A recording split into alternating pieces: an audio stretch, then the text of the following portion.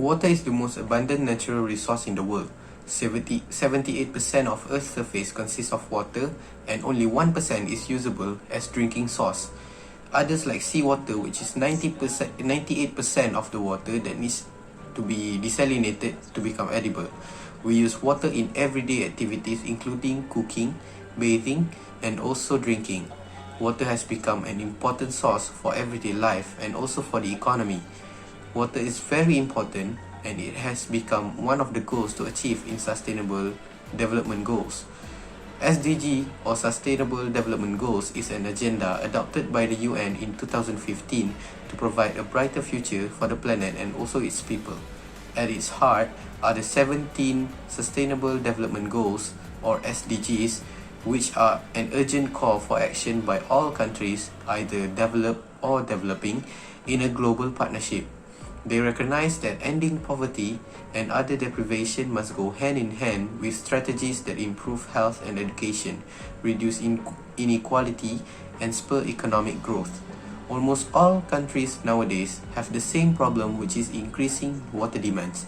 This creates problems and also crises that can destabilize the nature progress to retaining these goals. Our aims of this project is to discuss about issues that related to the water demand in our country. We need to identify the reason behind the issues that affected to the water demand, as well as the impact to the society, economy and environment. After discussing all above matters, we need to determine the ways to overcome the issue with relevant ideas.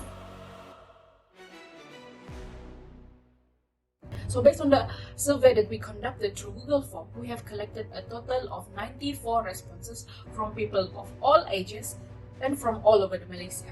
We have prepared 9 questions with suggested answers to make it easier for our respondents to answer as well as save their time.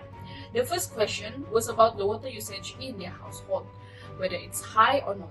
And 46.8% of them answered yes, while 25.5% answered no, and 27.7% of them answered maybe, which indicates that they were not sure about their water usage. From this, we can do an early assumption that the water demand is high nowadays. The next question was about whether they have a river or not near their house, and 54.3% of them answered yes, while 45.7% said no. Based on the 54.3% of people that said yes, most of them rated the cleanliness of their river water of 5 out of 10. With only 22.5% and only 7% rated a 10 per 10 river cleanliness. This question was to observe whether natural clean water sources are still available. And from this, we can see that the natural clean water sources near the place is still available. However, due to its average cleanliness, the water demand would increase throughout the year.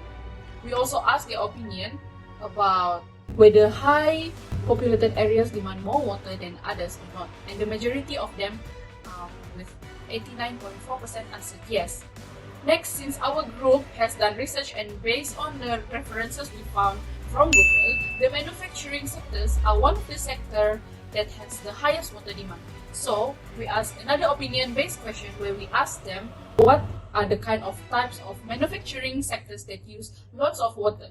And 94.7% of them said food and beverage are the ones that use lots of water, which is correct because they need more clean water to produce foods and beverage products than others. However, it is also not wrong of them to choose textile, with 36.2% people choose this sector, and plastic and rubber products, paper products, appliances, furnitures, and electrical. Because all these sectors use water not only to produce but also for air cooling machines purpose and also for cleaning purpose. Next is a question about their opinion whether natural phenomena such as El Nino effect can directly affect water availability. And 55.3% of the respondents answered yes, which means majority of them are aware that during El Nino season, the condition will be a bit drier than any other season.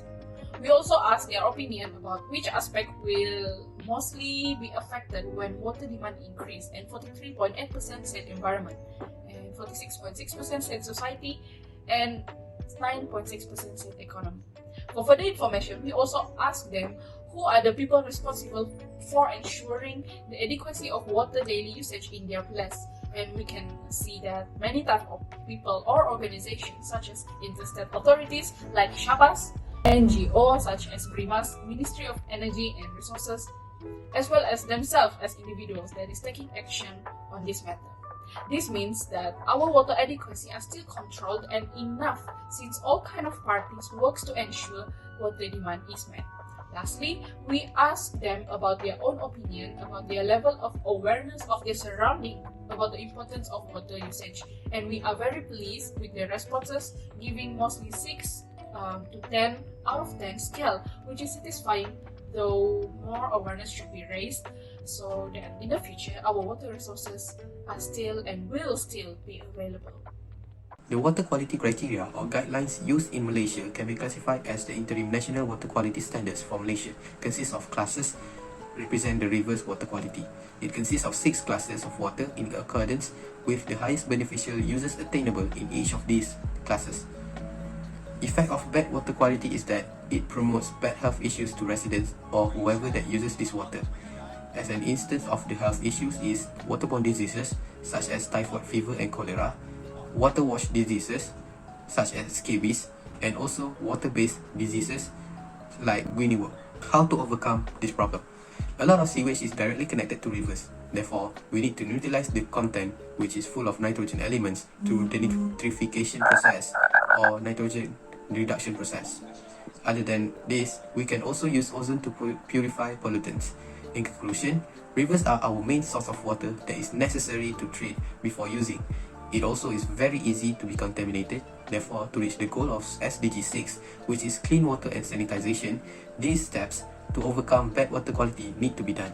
Besides low quality of water cleanliness, demand for fresh water is rising with other factors such as overpopulation. Overpopulation is meant by the population is larger than the carrying capacity of its environment. How can we relate the overpopulation with water demand? The ongoing growth of human population is another major global trend that has a greater impact on water availability. This factor is influenced by economic development and projected changes in water use efficiency as urban areas grow. In developing countries, rapid urbanization and the expansion of towns has resulted in the emergence of highly vulnerable urban groups, because an increase in per capita water consumptions driven by development will exacerbate water demand, straining the local water supply, causing the population's growth will limit the amount of water available per person. Here are some ways to reduce the consequences of having overpopulation, which is the use of education and access to family planning. Give out knowledge to adults about reproduction, sexual health and consent are required to reduce the number of unintentional births that occur each year. Consume contraceptives and birth control is a major factor in preventing unplanned births and is one of the stronger overpopulation solutions. This way can achieve some of the Sustainable Development Goals, which is reduce inequalities, SDG 10, and improve quality of education, which is SDG 4. Overpopulation solutions must go hand in hand with overconsumption solutions to be effective at all. Hence, consume less and save more water to avoid crucial environmental impact. Eventually, this will lead to sustainable cities and communities, which is SDG 11, which we can also relate to Sustainable Development Goals.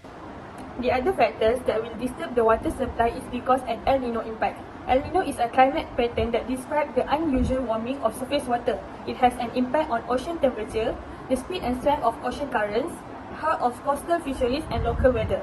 During El Nino in Malaysia, we experience a substantial decrease in rainfall and increased temperature that lead to a drought disaster.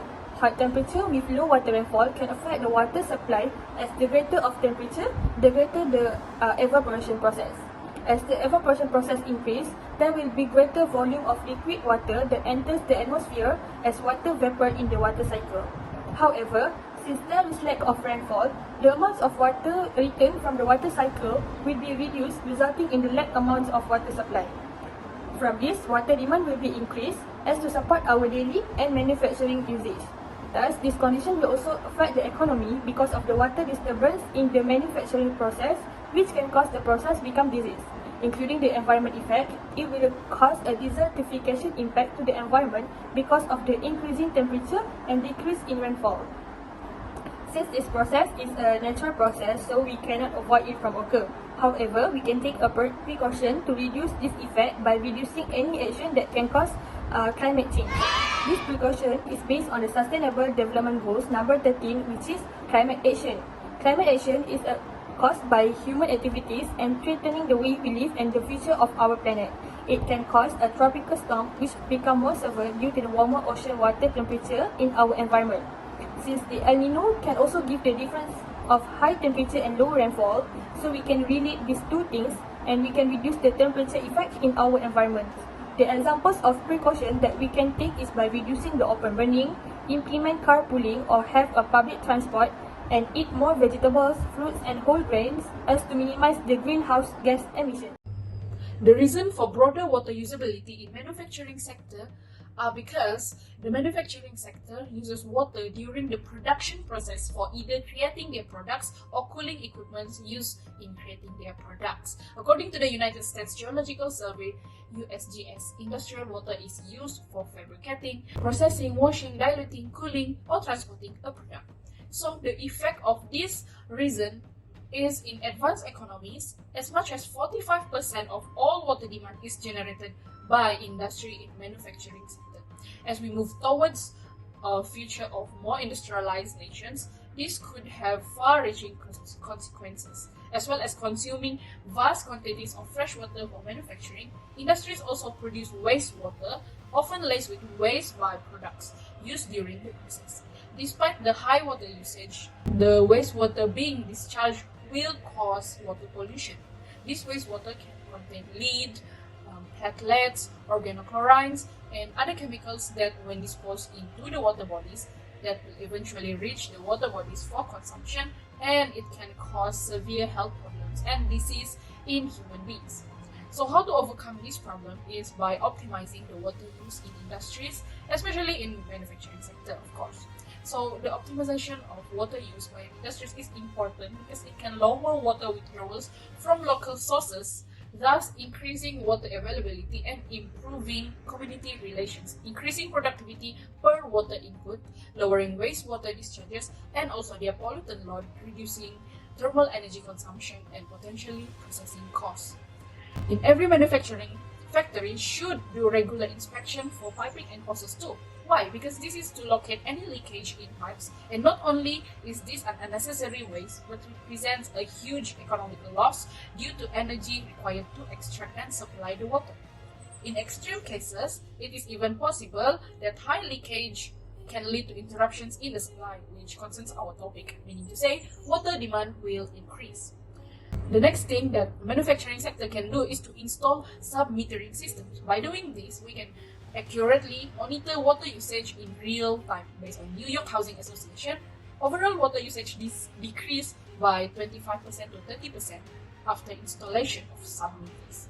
Therefore, by optimizing water use in manufacturing sector, SDG or Sustainability Development Goals number 12, alongside its target, which is target number 6, where they want to encourage companies to adopt sustainable practices and sustainability reporting, can be achieved.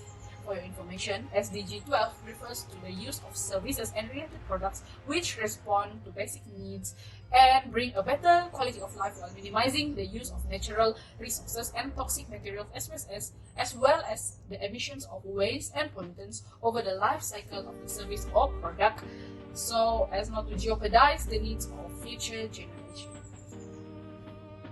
As a conclusion, the water demand crisis can be overcome by implementing several precautions as to achieve the Sustainable Development Goals such as SDG 6, which is clean water and sanitation, by using an advanced technology in water treatment plant.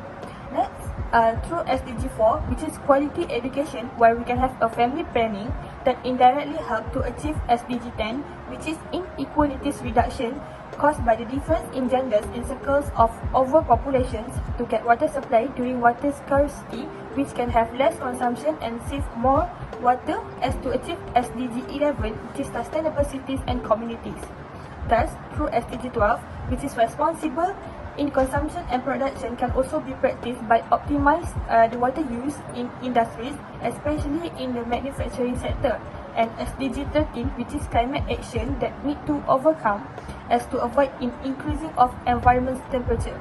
If all the sustainable development goals can be achieved, so we can have enough clean water supply through all the generations.